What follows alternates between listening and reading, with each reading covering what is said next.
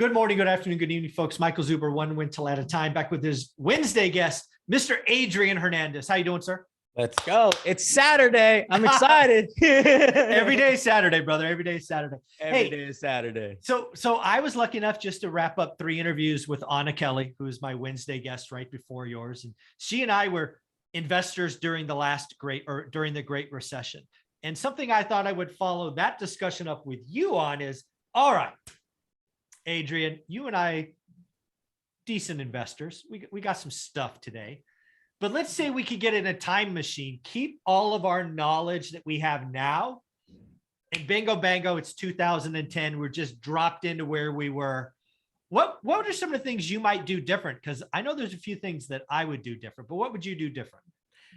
Yeah, I love that. Let's get in the let's hop in the let's go. Let's go. Let's go and hop in the DeLorean real fast. Yeah, where's my lights? Let me get all the lights going here. I love it. I love it. Hit it. There we go. There we go.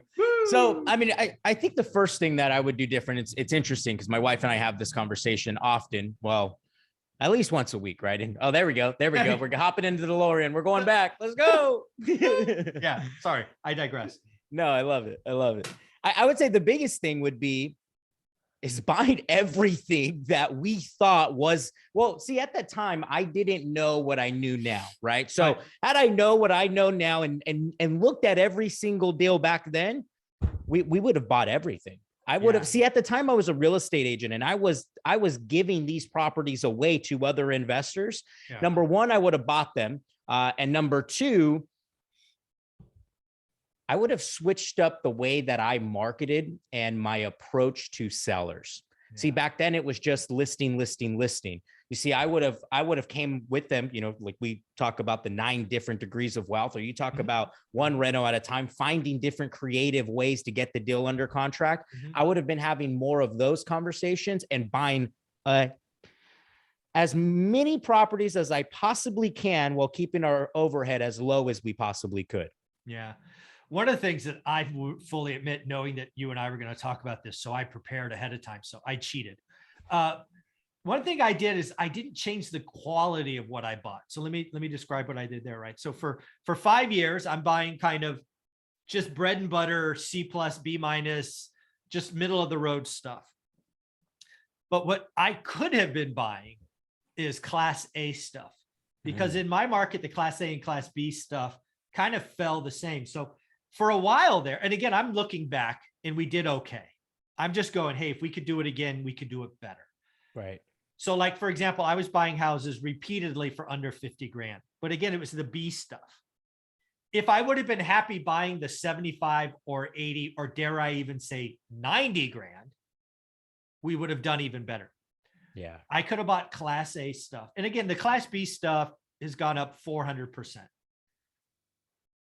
The Class A stuff has gone up 400, maybe 500%, but the numbers are bigger. Right. Right.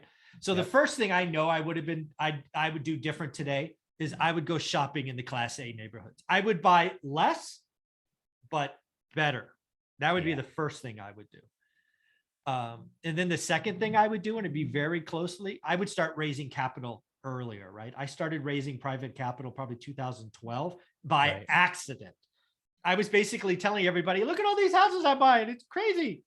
And people are like, I'm scared, right? Lehman Brothers, Bear Stearns, it just went at bust.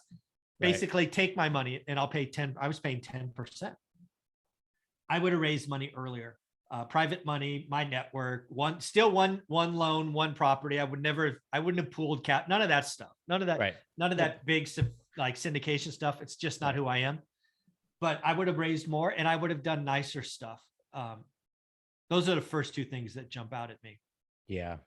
I was, at the time, if I look at it, I was I was just getting into the market. I think I would have started with single family. As you're talking, I would have really started with single family.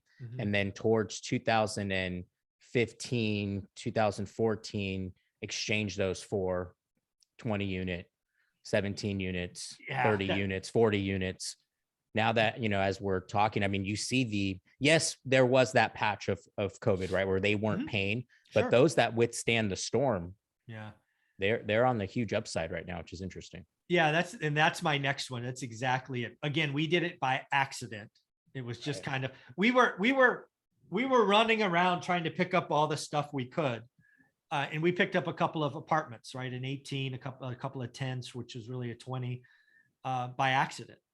I would have purposely thought those out. Because again, the other thing people don't realize is residential and multifamily, they have different cycles.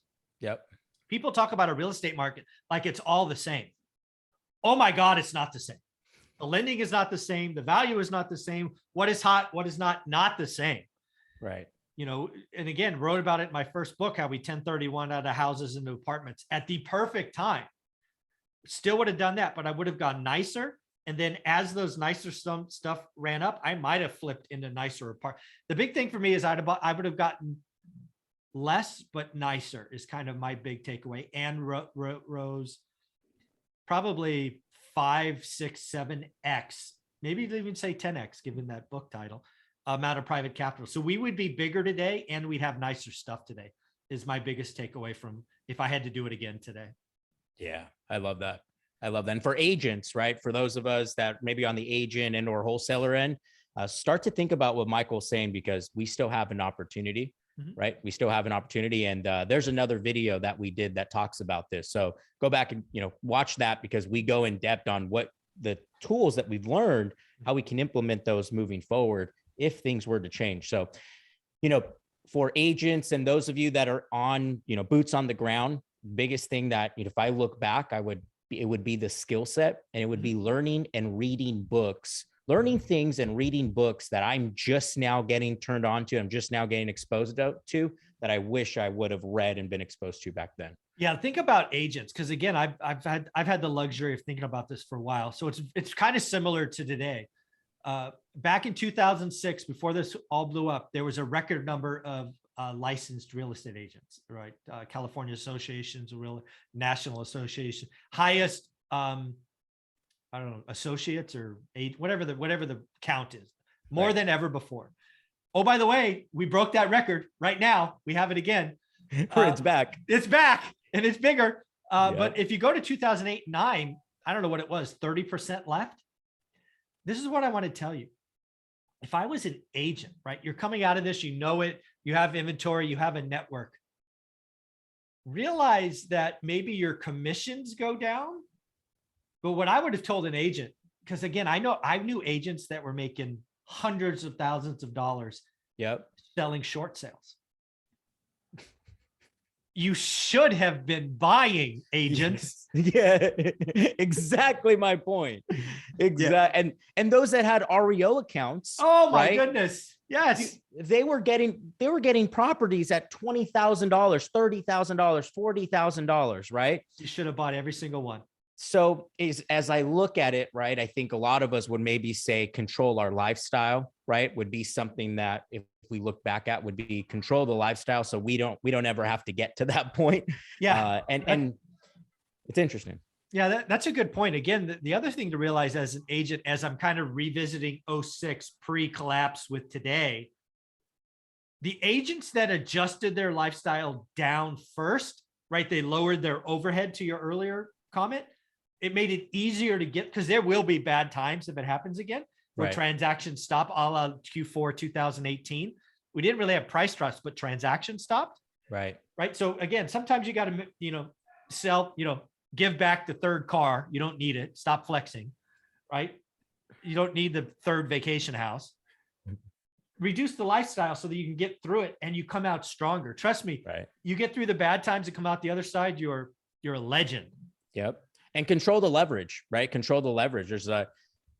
I think that there's you can do, I've seen people where, yes, they lived a lifestyle, but everything was paid off. So when things hit the fan, they were able to sell everything and they withstand the storm. They used that money to go buy rentals. Mm-hmm. But for some of us, we had like 4 or 5 car leases. You can't get rid of those, right? You got credit cards. That's not a good look. You can't there's nothing you're going to do to be able to get rid of that. You can try to sell it, but you're going to come out of pocket. So there's a lot to look at there. I would, be mindful of that. And for those that are listening today and maybe thinking, shoot, what can we do today? maybe look at all these points that we're talking about and ask yourself, how can we start to make those adjustments today? Mhm. So we're not having this what if conversation in the future. Absolutely. Folks, if you don't know already, Adrian has his entire playlist on this channel full of stuff, helping me set my mindset. He's giving me some one-on-one coaching. It is all there. But how can people find you, Adrian? Yeah. Instagram at Adrian Hernandez, YouTube, just type in Adrian Hernandez real estate. That would be cool because it'll, hype the numbers. All right. Thank There you you guys. go. Thanks, buddy.